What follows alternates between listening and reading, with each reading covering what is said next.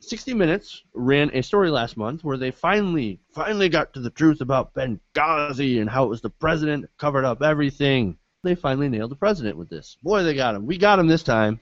We got him. Well, it turns out that their star witness, Dylan Davies, who's a British security officer who was actually hired to help protect the diplomatic outpost, gave separate accounts to both 60 Minutes and the FBI. They did not match up. Ooh, looks like we don't got him. Now, in the 60 Minutes interview, he told Logan that that he was there during the attack, and then he had actually later saw the ambassador's dead body. And, of course, he has told the story of bravado where he went in, he bashed some terrorists in the head and climbed the walls and all sorts of heroic crap. Yeah. Right? Oh, my God, this guy must be like a badass or something, right?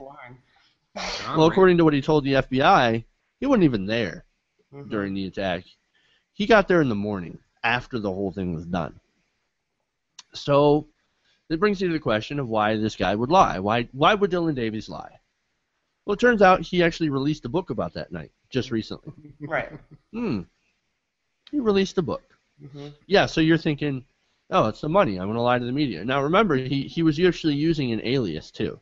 And then told the FBI. I mean, he told the FBI the truth, but 60 Minutes? No, he's like badass 007. Right. To 60 Minutes. So I guess my question is, why didn't CBS vet him better? Why didn't they look into that? Well, I mean, for a while, they actually kept defending him. Oh, no. See, no. He lied to his employer so he wouldn't blow his cover. You see what I mean? Because he wasn't actually supposed to be there. Right. They ordered him not to be there, but he's such a badass. He's such an awesome guy. That I got to go save Benghazi. Well, the interesting part of this is that the lady, Lara, I'm not sure how she says it. She said she worked on it for a year. Like, it seems like, what are you working on? If you couldn't figure out within a year that this guy's full of crap. Yeah, I think because it's such a to address that, it's such a story that's got gravitas, I guess. Well, right. People love to talk about Benghazi, especially the right wing. Right. They are all over Benghazi. Right. I mean, you couldn't turn on Fox News for 5 minutes without saying, update on Benghazi Gate. And Fox ate up the 60 Minutes. Loved it. Up the John Rambo narrative, too, of a lone man going in and saving people. Real American. The lone guy with the gun, the hero. Right. Hitting the terrorist in the face. Yeah. So back to your original question, because it gets ratings with that weird crowd who insists that this is a huge issue on the same level as 9/11 or something, and they just can't let go. They can't get past it. These people hate Obama so much, and they just can't. It doesn't even matter what the facts are or anything, and they're trying to get ratings. You know, most of these news places, they're dying. Their ratings are slipping. You know, I don't know who watches 60 Minutes, but it can't be that many. I mean, it can't be that many people, so they're probably pretty hungry to get some ratings. And that's a salacious story. Right, and like I said, I go back to mentioning that the book was actually published by a CBS subsidiary. That makes it more sketchy than anything. Right. Well, overlook this book. We're not going to vet our sources as well as we should, because he's got a book and book sales. Yeah, Viacom about Benghazi, right? And ratings and everything like that. So, yeah. Well, in an interview with the Huffington Post, CBS chairman, somebody named Jeff Fager, said that Davies had long told 60 Minutes that he had lied to his employer about never reaching the compound. Just what I said earlier. So 60 Minutes already knew this whole time that Davies had given this second account to his employer, but they were under the impression that it was a false account, like I had said earlier. But they actually didn't address that in the CBS broadcast. It did not say that whatsoever. And then you got to wonder, once again, why didn't they follow up with the employer? Yeah. Well, it's from the reasons before. Right. it brings down this great story that'll get lots. It does bring down a great story. You know, it's like a movie. Yeah, they were probably like, oh, this is the best story. It's got action, it's intrigue, it's patriotic, it's whatever. But I mean, it's and we can blame Obama. Yeah, exactly. And it's just clearly a failure on their part, just like most of mainstream media is irresponsible. And they spread misinformation they don't even care. They're trying to pump out more stories too, as much as they can to get those ratings. Right. And this day of instant communication, where people from all over the globe can communicate to each other instantly, she can't find anybody who was like there and saw him do all these amazing deeds. Well, she's obviously a terrible journalist. If you spend a whole year on this and you cannot figure out what the facts are, you're terrible at your job. I'm sorry. But then again, there's a set, and you're right, absolutely, I agree with you. But there's a set of people out there that don't really care about journalistic integrity. That's true. They don't care. What they want is that they want to compete with, some of the channels. Look at CBS. Just like you said, CBS is slipping in the ratings. They're losing people at an alarming rate. So is CNN. They're losing people at an alarming rate. And look who's staying strong. It's Fox News. And Fox News, they put out these types of reports and do these types of stories almost daily.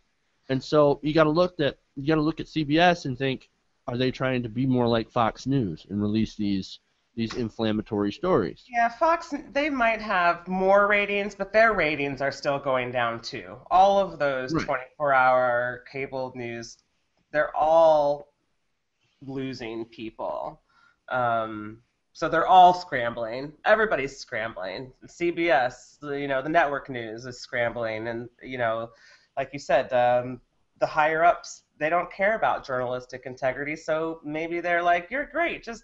This is great. We don't care if you." We need eyeballs. We love this story. Yeah, So. Oh, who's going to fact check us? There was no pressure for her to get the actual facts. Maybe she knew. Maybe they knew and they didn't care. We don't know. And they just didn't think everybody was going to catch on. Right. But since we did catch on, after a week of defending this source, right, Lara Logan actually came out, but she gave kind of a half-assed apology. She said that we realized that we had been misled, and it was a mistake to include him in our report. For that, we are very sorry. The most important thing to every person at 60 Minutes is the truth. And the truth is we made a mistake. So here's the ultimate question here. Do you think she should lose her job over this? And before you answer this question, I want to give you some context. You remember Dan Rather. Now, he had done a report on George W. Bush back in 2006 over his National Guard service. Now, there were some supposedly fake memos back then that went through a lot of scrutiny, especially through right-wing channels. Now, these documents weren't even conclusively proven to be fake. But since there was such a large media outrage, especially, like I said, in conservative circles, it scared the shit out of CBS. Right. Literally. Right. So they fired everybody. They eventually fired everyone involved and made Dan Rather retire early. So do you think this will happen to Lara Logan, and do you think it should? I think if they want to be consistent, they should fire her. I don't think they will because, like we've said, I think she's doing what they want her to do. And the apology was very half-assed. We made a mistake. They didn't clarify, what the actual was. They just said we made a mistake. They didn't actually say what the mistake was. So they're still leaving their viewers with this picture that they painted in the past without actually giving corrected information. So it's a crappy apology. Exactly. It was only a 90-second apology, and they didn't even, like you said, they didn't go out and correct the story. Right. They didn't say that, okay, this story was crap. Right. So they're leaving all those people that saw the story, it's still in their minds that that's the truth. And now it looks like, look at that. Obama tried to silence the truth. Right, so right. There's conspiracy theories now out on this that they silenced CBS, the administration. Right. They clamped down on the truth, but you can't kill the truth. Justice for Benghazi.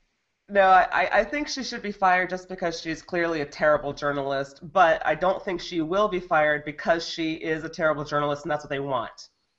Yes. There you go. Yeah. David. She'll be very successful in journalism, being a terrible journalist. Exactly, because that's what the state of the journalism is right now. That's a good point. I have a different take. I don't think she should be fired because I think it's wrong that we have an idea, this adversarial idea, that every time someone makes a mistake, they should lose their job and be put on the street.